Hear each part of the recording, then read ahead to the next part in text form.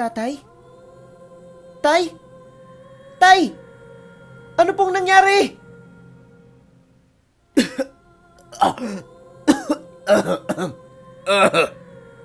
Nasa mid lang. Ang laki nung salagubang eh. Sumakit yung lalamunan ko dun ah. Lola Matoy, kayang-kaya mong lunukin yung ganon?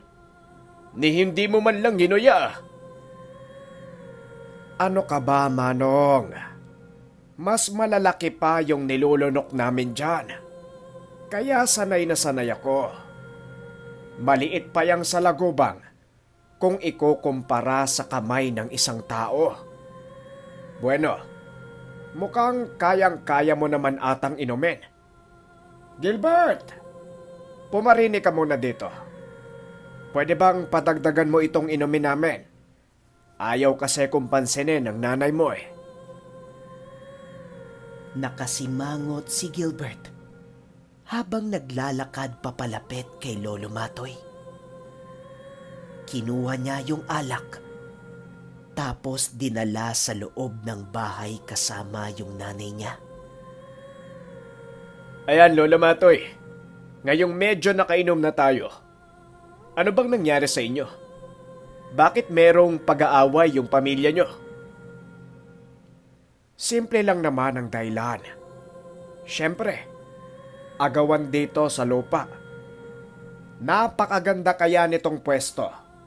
Perpekto para sa mga kagaya namin. Malayo sa mga tao. Nasa bundok. Kahit anong ingay ang gawin namin, walang makakarinig. At hindi kami basta-bastang makikita dito. Mukha naman pong maayos yung paghahati nyo ah. Ayan oh, andito yung bahay nyo sa isang parte. Tapos yung bahay naman nila, narito sa kabila. Sa laki nitong lugar, hindi nyo naman kailangan mag-agawan. Madali lang yan sabihin kasi tao ka. Sanay kayo na merong mga kapitbahay. Kahit hindi nyo kakilala, kahit hindi nyo kalahi, walang problema sa inyo. Hindi kami ganon.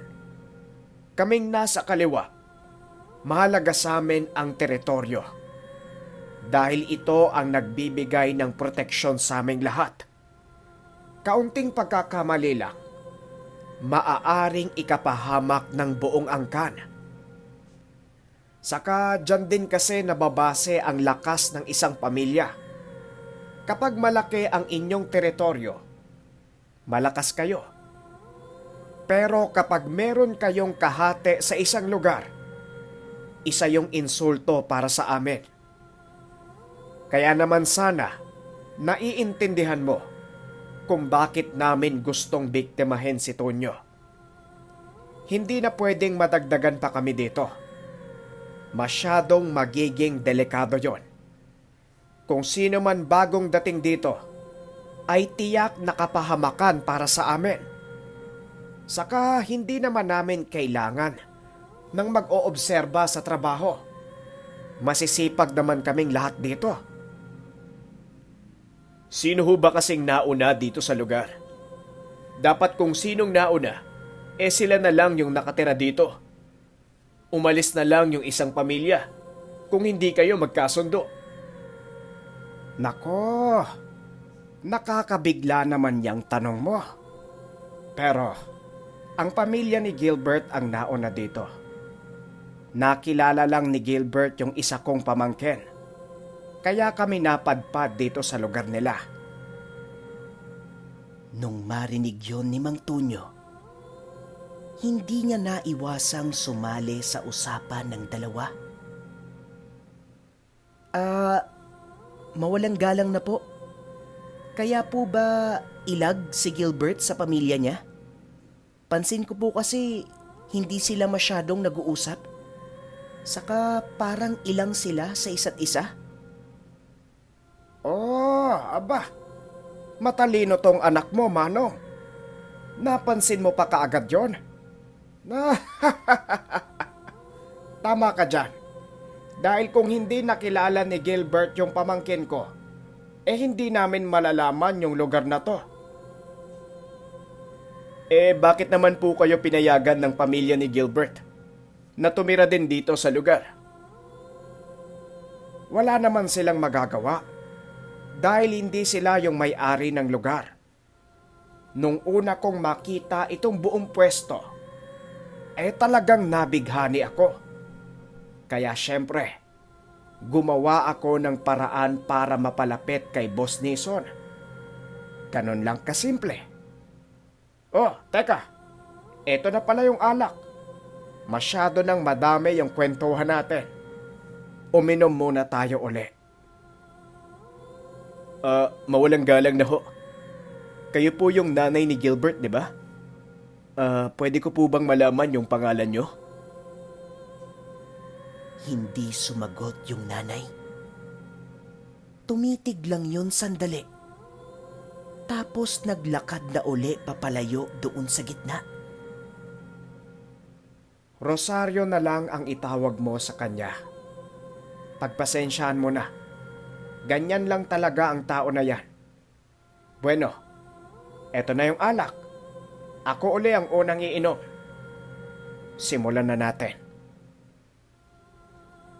Yung itsura ng bagong alak. Kulay itim yung laman. Pero wala na yung mga insekto sa loob. Mas nakakatakot at nakakadiri kasi parang burak o lason talaga yung laman. Pag inom ni Lolo Matoy, kaunti lang yung kinaya niya. Kaagad niyang binaba yung bote. Tapos napayuko siya ng matagal.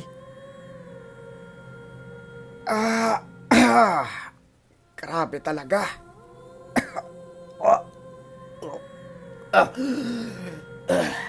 Kaunti lang yung nainom ko. Pero grabe yung epekto. Sige, ikaw naman, Manong. Subukan mo. Bakas sa mukha ni Anton, mangtunyo at barag yung pag-aalala. Pero yung tatay, kalmadong kalmado lang. Ngumiti pa siya ng kaunti, tapos tinungga na yung bote. Pareho din ang nangyari. Kaunti lang ang nainom niya. Naramdaman niya yung lakas ng alak.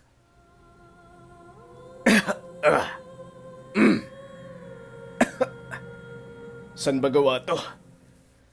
Gumuguhit sa lalamunan ko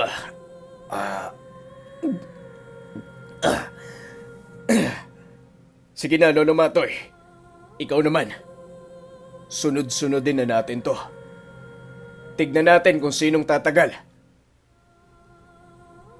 Nakailang ulit sila ng palitan ng inom. Sa bawat pagpasok nung alak sa kanilang katawan, siya din namang pagbago ng kanilang itsura. Pareho silang hinang-hina. At punong-puno na ng suka yung buong paligid. Hindi normal na suka yung makikita mo doon. Kulay itim yung iniinom nila pero yung lumalabas sa bibig nila ay kulay berde. Tapos merong halong kaunting dugo. Nasa kalahati pa lang yung naiinom nila. Medyo matagal pa bago maubos yon. At kung maubos man, kayang-kaya pa rin gumawa ng nanay ni Gilbert ng panibago. Gusto mang tumulong nila Mang Tunyo, hindi pwede. Anumang bagay ang gawin nila, makakaapekto yon sa resulta ng laban. Habang yung pamilya naman ni Lolo Matoy, yung kaninang nagtatawa ng muka, seryoso na sila ngayon. Para bang ramdam na nila na maaari ding matalo yung pinuno nila. Maya-maya pa, tumingala yung tatay ni Mang Tonyo. Makikita mo doon sa leeg niya na naglalabasan na yung ugat. Kulay itim ang lahat ng yon. Ikaw na ang susunod, Lolo Matoy. Kalahati pa lang to. Dalian naman natin ang pag-inom. Tumingin si Lolo Matoy doon kay Rosario. Doon sa nanay ni Gilbert. Meron siyang hawak na isang uri ng bato. At walang tigil ang pagbuka ng bibig niya. Hoy! Rosario! Itigil mo na yan. Ikaw din ang mahihirapan kapag natalo tayo dito. Hindi siya pinansin ni Rosario. Patuloy pa rin yun sa pagdarasal. Sige na, Lolo Matoy. Uminom na kayo. Nagpapahinga lang ata kayo eh. Halos hindi na makagalaw si Lolo Matoy habang hawak-hawak niya yung bote. Nanginginig na rin yung kamay niya. Unti-unting nagtatayuan yung pamilya ni Lolo Matoy. Pilit niyang inangat yung bote at inilagay sa bibig niya. Kaso, hindi na nagawang uminom pa ni Lolo Matoy. Nabitawan niya yung bote at sumuka siya ng napakaraming dugo. Sobrang bilis ng pangyayari. Isang malaking baboy ang biglang tumakbo papalapit.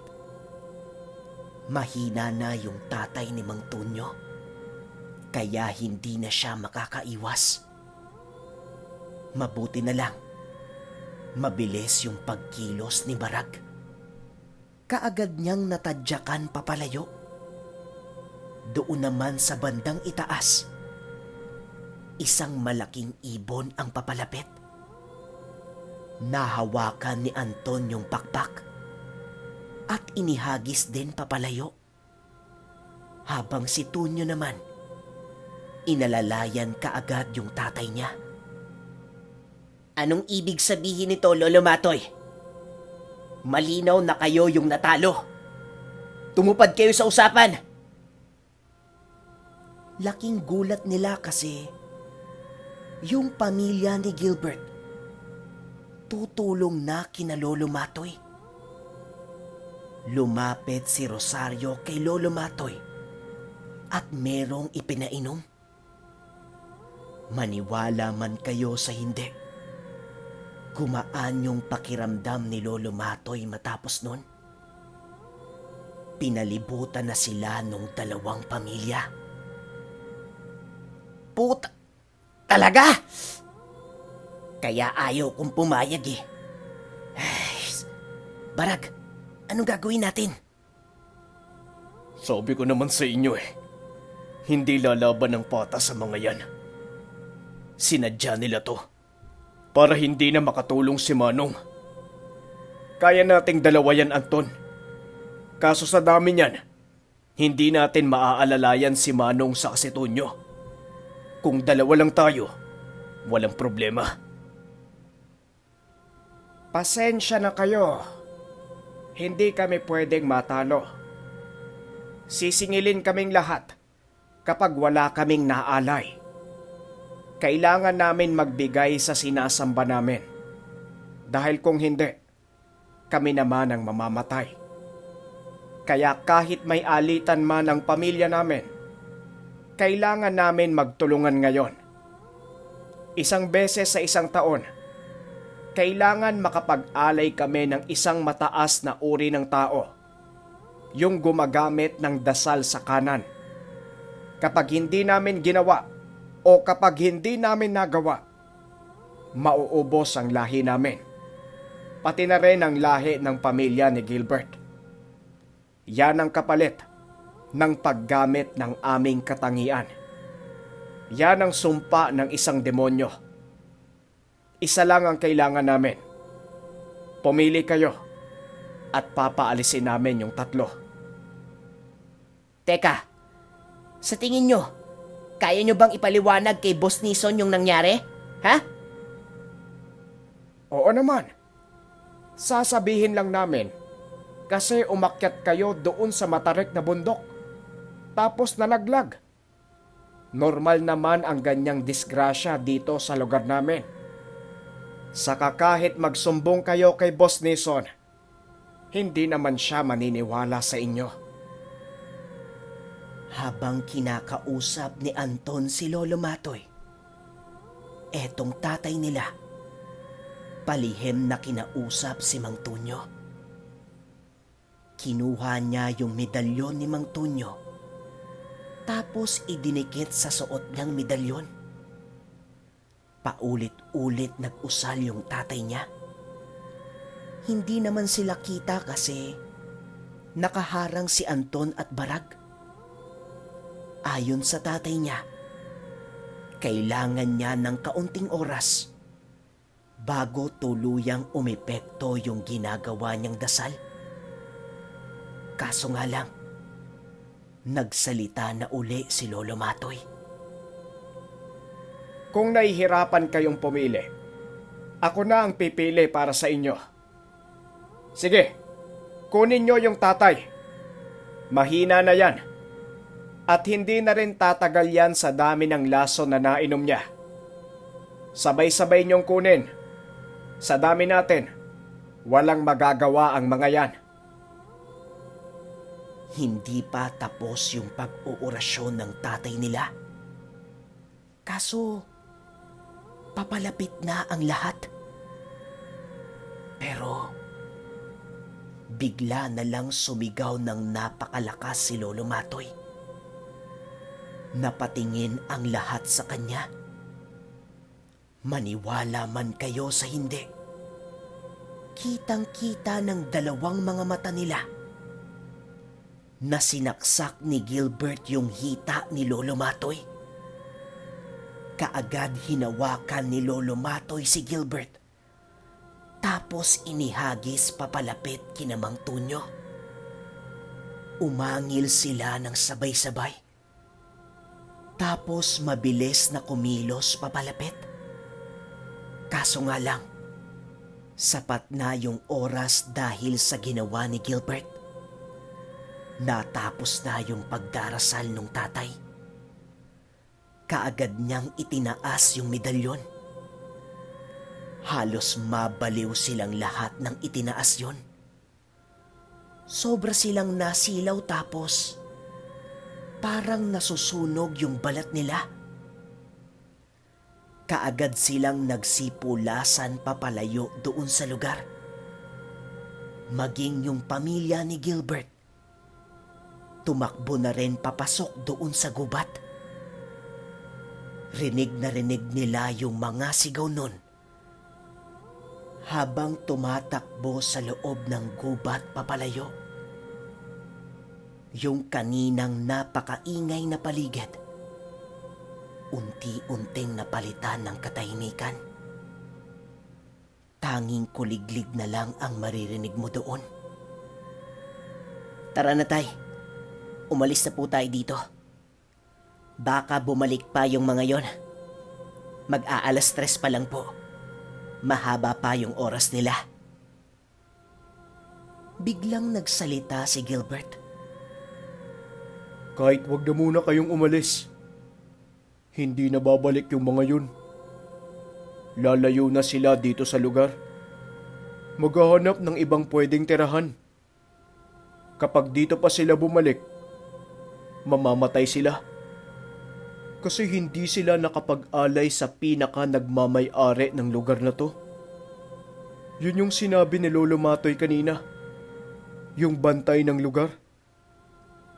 Isang demonyo ang may-ari ng teritoryo na ito.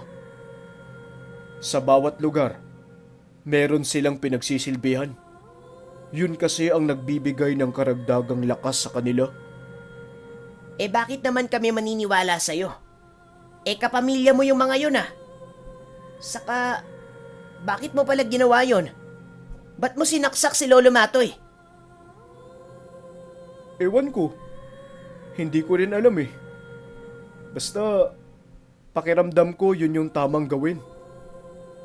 Saka hindi naman nila ako literal na kasama. Hindi ko inaral yung alam ng magulang ko. Ayoko ng ginagawa nila. Gusto kong mamuhay ng normal na tao. Saka, mabait kasi si Tonyo eh. Yun lang. Wala nang ibang dahilan. Babalik na ho ako sa loob ng barracks. Mag-aayos pa ako ng ibang gamit. Nagsalita si Mang Tonyo. Teka, kung hindi na sila babalik dito, paano naman natin ipapaliwanag kay Boss Nison yung nangyari? Ano yun? Bigla na lang silang nawala?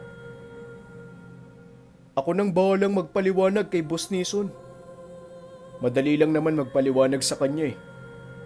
Noon pa man kasi, sinasabihan ko na siya na baka pagtagal, aalis din sila Lolo Matoy pati na rin yung pamilya ko kasi sa malayong probinsya kami talaga nakatira.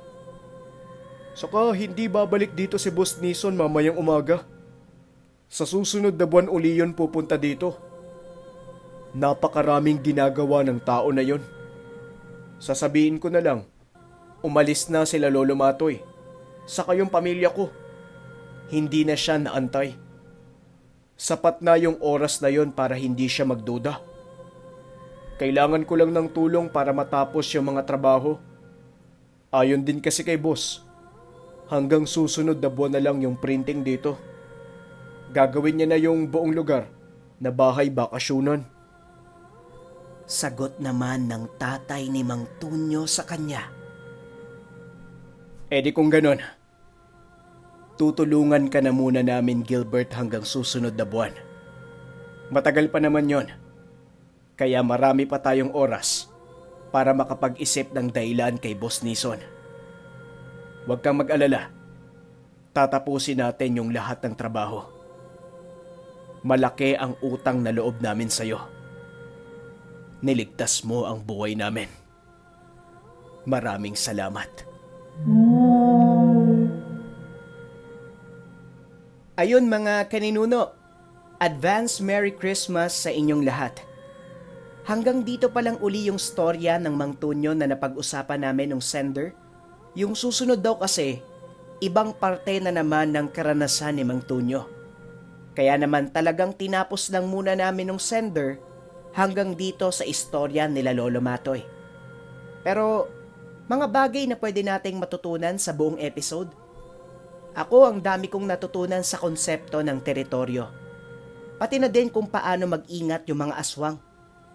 Kahit pala pareho nilang gumagamit ng itim na mahika, ayaw pa rin nilang makasama sa iisang lugar. Kasi para sa kanila, lubhang delikado daw yon para sa buong angkan. Saka sobrang nakakakilabot yung konsepto ng teritoryo na bawat lugar pala ay merong nagmamay-ari na demonyo. Kailangan nilang pagsilbihan para sa dagdag nilang lakas. Kumbaga, nambibiktima sila ng tao para mabuhay, kasabay nun, para na din paglingkuran yung nagmamay-ari ng lugar. Kaya nga, bigla na lang din akong napaisip ngayon mga kaninuno eh. Paano kaya yung mga bahay natin? Sino kayang nagmamay-ari? Siguro kung tayo naman ay mabuting tao at hindi nakakalimot sa ating ama, siguradong merong proteksyon yung kinabibilangan nating teritoryo at iniingatan yon ng ating ama. Pero kung irerelate din natin sa buhay natin ngayon mga kaninuno, ganun din naman eh. The more kang merong ownership, kahit material na bagay o lupa o malaking bahay, at ang pinakamalakas pera, mas malakas at malaki ang teritoryo mo dito sa lupa. Kumbaga concept ng private ownership. Ang mahihina syempre, yung kaunti lang yung pagmamay-ari. At yung malalakas, syempre, yung maraming pagmamayari. Na sana kung meron tayo at medyo nakakaluwag sa buhay, wag nating gamitin yon bilang lakas na ipangtapak o ipangyabang sa ibang tao. Bagkus, subukan nating tumulong hanggang sa abot ng ating makakaya. Yan lamang mga kaninuno. Naway nagustuhan ninyo ang ating kwento. Muli, maligayang Pasko para sa inyong lahat. Huwag kalimutang mag-like, share, at subscribe kung nagustuhan ninyo ang ating kwento. Christmas gift na yan para sa akin. Yan lamang. Lagi lamang nating tandaan. Ang masyadong paniniwala sa supernatural ay ginagawa tayong ignorante. Ngunit ang masyadong pagdepende sa siyensya at lohika ay ginagawa tayong arugante. Hanggang sa susunod na kwento. Paalam. Bye! Maraming salamat para sa mga comments na ito. Special shoutout para kay Rafael Lorenzo Mateo, Pinoy Nightmare Stories, David Servidad, Leticia Bibera Dumas, Raxtor Cuato, Points of View, Marlon Dizon, Maridel Lopez, Pretty Momshi, Yana Taduran, at sa napakagandang comment ni Shallow Yummy. Kapag nabasa nyo yung comment niya, siya yung pinakamalapit yung sagot sa nangyari ngayong episode. Kaya shoutout sa'yo, Shallow Yummy. At muli, maraming salamat sa walang sawang pagsuporta.